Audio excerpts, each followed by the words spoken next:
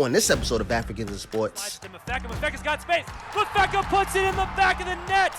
I want to know where your soccer journey begins. Back home, everybody watching. Because you out there. It be like 500 people. I'm What? Like, what? People are watching and putting bets up. Why like, is who gonna that? win? It's just the culture. I want to go back to MLS real quick in your first game against the Galaxy. How was that? I went crazy. They picked me up, like made me feel like I was just won the World Cup.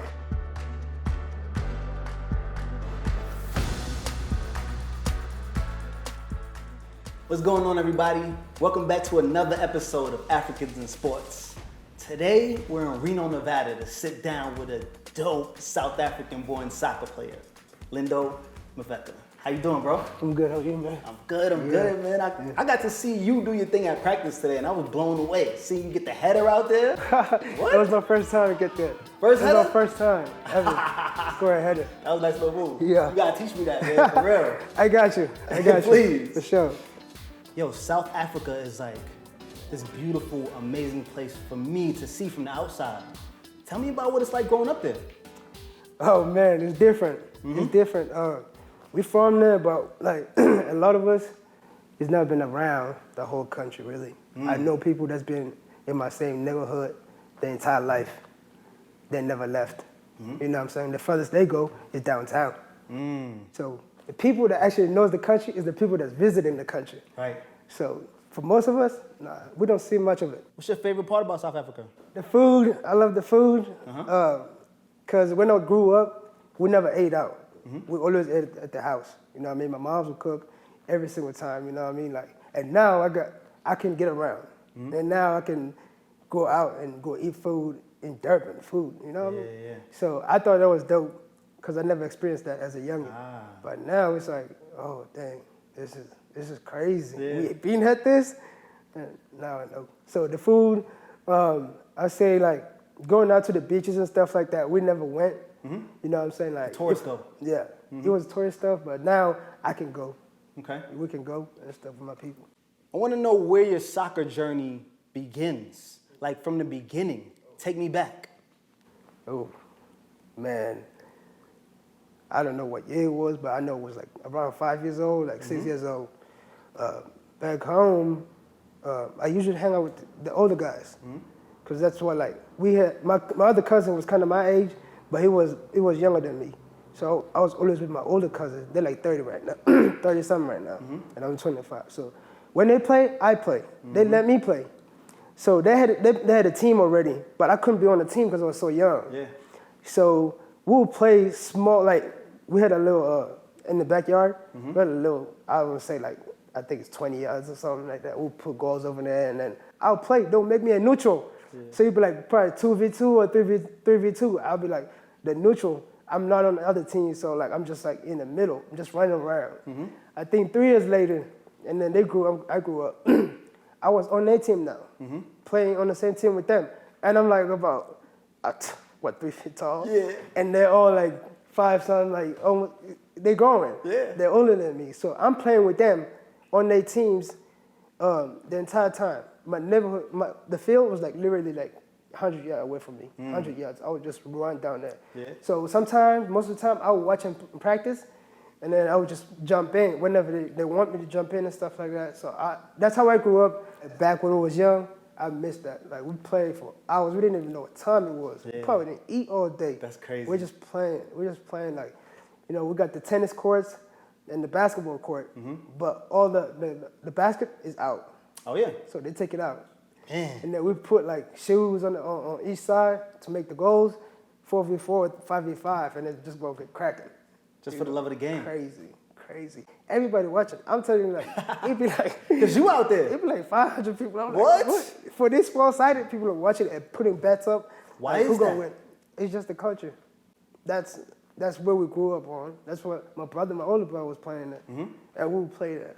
And it's just crazy. That's why we would play them and they have practice after. Control practice. What? It's like you play from like on a Saturday, from 9 o'clock in the morning, and then at 4:30, you got practice. You not burnt out? No, I'm vibing on it. You could do it all day. No, you don't get tired. You're a kid. Do you remember your first goal?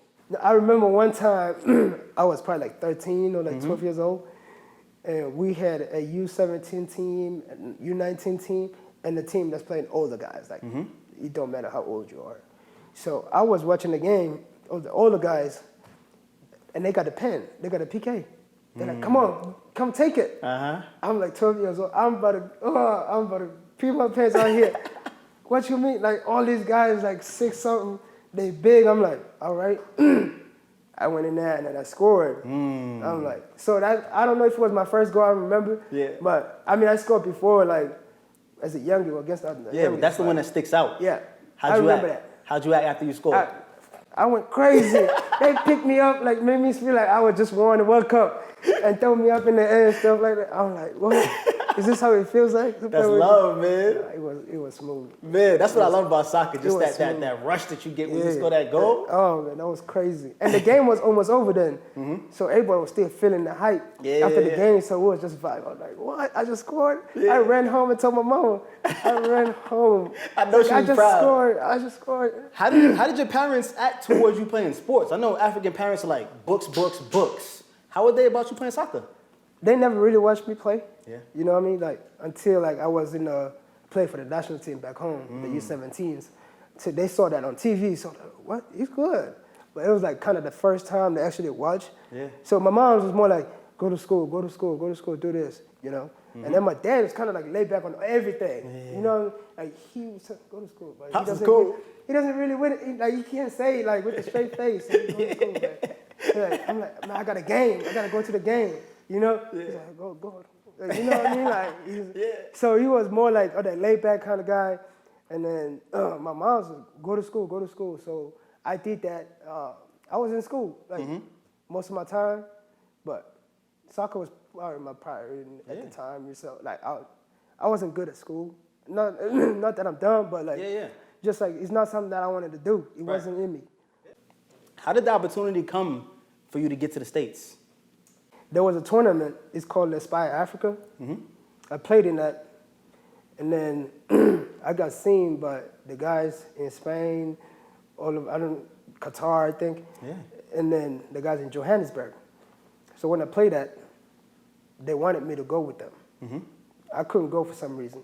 And then the guys in Johannesburg were like, nah, you can go somewhere else. We can do this, we can make this happen. So we want to take it to the US, but it's going to be different. You're going to have to go to school. Yeah. I'm like, I don't want school though. So I told them too, I'm like, man, y'all know I'm probably not going to do well in school because, you know, it's different with me. I don't know the language. I don't know what's going on out there. Right. You know what I mean? Like, so they said, you're going to be all right. And the guy did the same exact thing though. Tabiso Kumai did the same exact thing. Came in high school in Kentucky, did 4, and then he went to college, did 4, and then he went pro.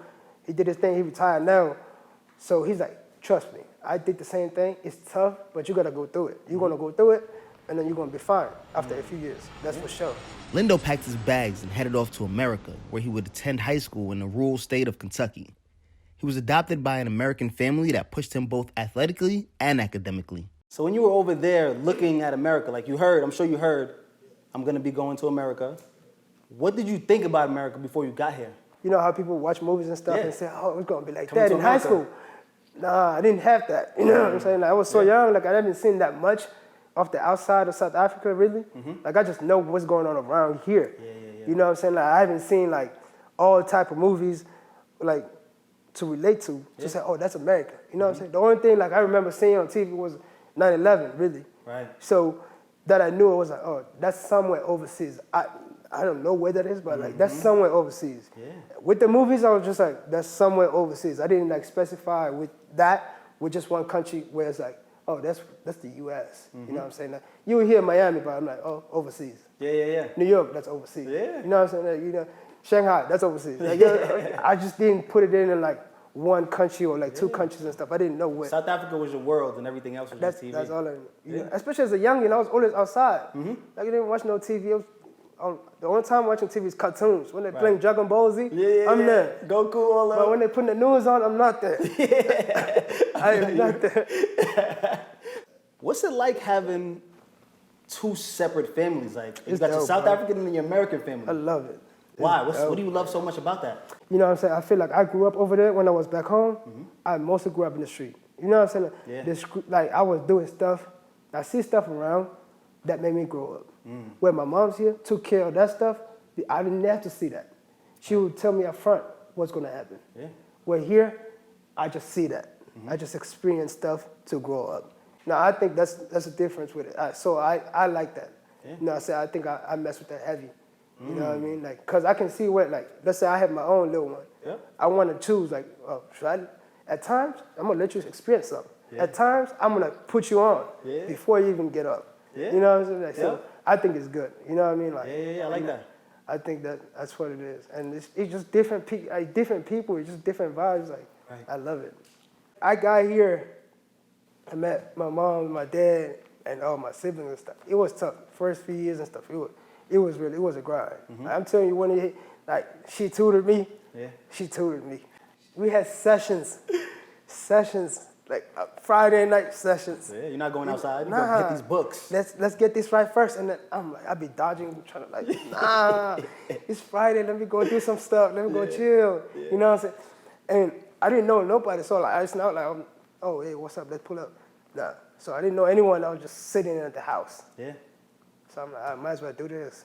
So we did this tutoring a lot for like, I want to say all throughout high school. Oh God. Shout out Who to was moms. involved? Everybody was involved, man. They did Yeah, you got a whole squad. Take a village. I got my little bro teaching me English. What? He was That's 5 crazy. years old. Yeah. We was learning together. That's what made it easier, actually. From him. Yeah. Because he's learning too. So he doesn't know a lot. He's 5. Yeah. So he's learning how to say stuff. Yeah. When to say stuff. So like they telling him, and I'm with him 24/7. You know what I'm saying? We're shooting hoops all the time. We're just chilling. So when they teaching him stuff, I'm learning stuff. Yeah. You know what I'm saying? Like he's trying to learn English, not learn, but like trying to like actually know how to speak. Yeah, y'all kind of on the same Kinda level. on the same, you know what I'm saying? I understand it, but I can't really speak it. So like I know when they're trying to say, oh, okay, that's how you say this. Because he would say some stuff on site, not knowing how to say it, and then they'll correct him. Nah, that's not how you say that. That's how you say it. Yeah. And you was And then learning I'm at the same sitting time. there, I'm like, okay, that's not how you say it then. So that's how you say it. So me and him, we're just, man, 24/7. Yeah. We were just chilling. That's still like your best friend probably. Bro, that's my dog. Take me back to USF. USF, man, college, that was fun. Uh-huh. Cause I would meet people, that's their first time in the state, and they ask me questions. Yeah. I'm like, what? No, I'm the boss. Now I'm running this. All right, we're good. I'm gonna tell you what's up with this. So like, it was different because like people would come from straight up like their countries to the U.S. to do college. So what I did 4 years ago, they just now doing it. Yeah. Which Yeah, was, leg up. Which, you know, like it was so much fun. I was like, we're still learning. You all in this together. Like, especially people on the team. The team was super diverse. Like, super diverse. People were coming from all over the place and stuff like that, you know. So I think that helped a lot with me, you know what I'm saying? Because I can relate to the guys. Right. A lot, you know. Like, so, and we figuring this thing together, you know what I'm saying? But I know a little bit now. But they just now figuring this thing out. Yeah, You so know you what was I'm kind of schooling them. I'm kind of schooling them, but I'm kind of learning Yeah, from the older guys too. So like they tell me stuff, I'm like, all right, pretend like I already knew, but I didn't know. Yeah. You know, like so with that, the coaches help. The coaching stuff was diverse too. Okay. So like USF was just different for me. Like you know what I'm saying? Like I love it. It was just super different than Louisville. I love Louisville too though. Yeah. Like, no doubt. Just different sides of the just spectrum. Different, just super different. You know. I love playing out there. The school was hard. Hey, don't get me wrong. Like, the school was hard. Like, I was struggling. I had a lot of people helping me with school at USF. So that helped me with the tutors and stuff like that, like the advisors and stuff. So I had a lot of stuff going on at USF. Like they told me I never left the campus.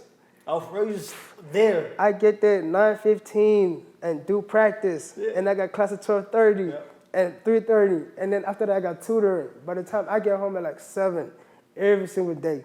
See, all the freshmen has to go through that, but they get out because they get good grades and then get out. And it's like, oh no, I'm out. I stayed there for 4 years, Getting all the tutoring. all the tutoring, everything.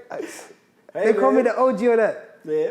They call me the. By any means necessary, man. Get Hey, it done. I got it done though. Yeah. What was the soccer culture like though? I mean, it wasn't too crazy. It was just a different group of guys. Every single year I was there, it was just a different group of guys. I didn't play high school soccer, but like it was like a club team going to a college team. It was more structured and organized and more like, all right, now they treated me like a soccer player. Where it's like, when I played with the clubs in Louisville, man, we would get McDonald's probably before the game, right before the game, and then we'd get McDonald's and eat and then go and play and then, you know. But here, like, they had meals for us and everything. They giving you water, take it home, and make sure you drink them. You know what I'm saying? Like everything was just like a lot structured. Like watch how you sleep how many hours a night, and give you a watch to wear, let you check your sleep and stuff like that. It was more like a professional environment for us. So I think that was different from what I knew in Louisville. Or even South Africa, we didn't have none of that. Right. So we would just like, just play, you know? So from all that, what's your biggest takeaway? Well, I mean, the college, we created a bond of guys, which like I met one of my best friends. You know what I'm saying? I met some of my best friends out there, you know, even today. So I think that was good for me. Like I think I needed that. You know what I'm saying? Like, because in Louisville, I had friends. I still do. But I didn't have the core, you know what I'm saying? We didn't have a core group of us. But now I do. Like I have like 5 guys where I know, hit their phone right now, what's up? We're going to chop it up for hours. Right. And then after the season, I go meet up with them and then we do our thing, you know, and stuff like that. So I do that with some of the guys in Louisville too, because I got my own little thing going on over there. But I think the biggest takeaway for me is to get them guys with me. And it's like, it was different, bro. Yeah. I loved it. So at what point did you say, I could play pro? I think as a young dude, I was young, like probably like 13. Because everybody in my neighborhood started talking, you know what I'm saying? Started talking about me and stuff. Oh, he nice. He gonna go play for, and then they mentioned like a team, like a professional team in South Africa and stuff. I'm like, oh, I can see myself doing that, you know? Like I can do that. If they feel like that, I think I can do it. They feel like I'm better than them, like people that I'm looking up to, I'm like, oh, I think you're good too. Like, why you telling me I can make this happen, but you can't make it happen? Yeah. You here, and I'm here, and you older than me, and you tell me you think I'm really good, and I'm looking up to you. It confused me. I'm like, how can you not make it, and then you think I'm going to make it? So that gave me confidence. I'm like, okay, I can do this then. Yeah. You see, that's how you feel? I'm going to do this. Wow. So at some point, though, I felt like it wasn't going to happen, and then all this stuff happened, like in like a year. Were there ever any doubts? Yeah, for sure. What goes on in your mind when that happens, and how do you combat it? I usually talk to my mom. I tell her how I feel, and then she comes back to me and like tells me it's not going to be easy. There's a bunch of people that want to be professional players. You know, there's a bunch of players out in this world that ought to get this job. So if you want it, you got to go get it. And you know it's going to be fun every single day. So you got to put it in, put everything you got and go out there and perform. That's the only thing you can control. And everything else after that, that ain't you. Because you can't control that. If there's politics on this, you can't control that. So just go out there and work your hardest and do what you do.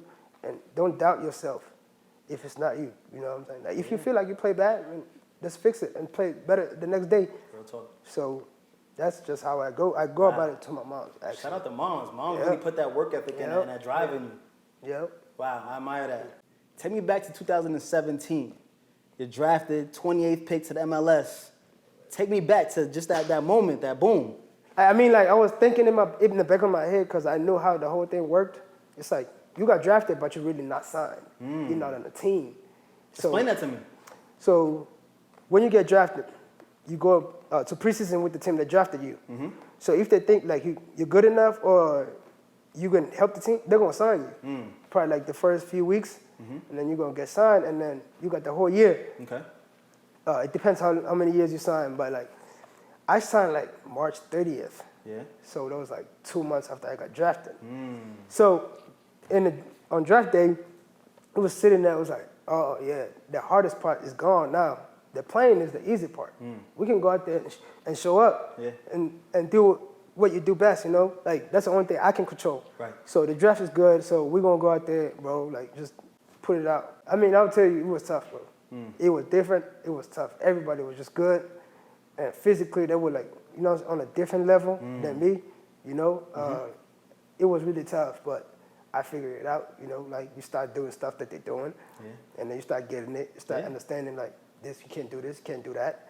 This is not college, you know what I mean? Like this is 9 months long, this is 10 months long, this is not 3 months. You know, you had to like get over that lump where it's like, college is 3 months, bro, you're done, and you go home, you go to your friends. I just chill for 8 months. And then, you know, like, and here it's like, no, you only get 2 months off, and you're just gonna be grinding the entire time. So you had to like learn that, you had to like understand that. So I did that, that was tough. And like, at USF, that we go to practice today, but I wouldn't worry about the practice the next day. I just got done with this one. Let me enjoy myself. Let me just rest. But over in San Jose, it's like you train today, you gotta worry about the training the next day. You gotta do the right things right now to make sure you're all right the next day so you can keep up. You know, you can't be cramping out here. Can't be sitting out hurt. You can't be doing stuff like that. So you're that was true pro now. That was different and that was tough. But once you get it, you're moving. You got it. You're moving. How'd your family feel about you getting drafted? Oh, my mom was happy. I think she cried. That's what's up. I think she did. I could hear. She might deny it now, but I think I heard it a little bit. That's you know what I'm saying? For right there. Because it's something we've been looking forward to. You know, like we didn't know if it was going to happen. We wasn't sure, but we really believed it was going to be all right. So I want to go back to MLS real quick. In your first game against the Galaxy, how was that? I was scared. You scared?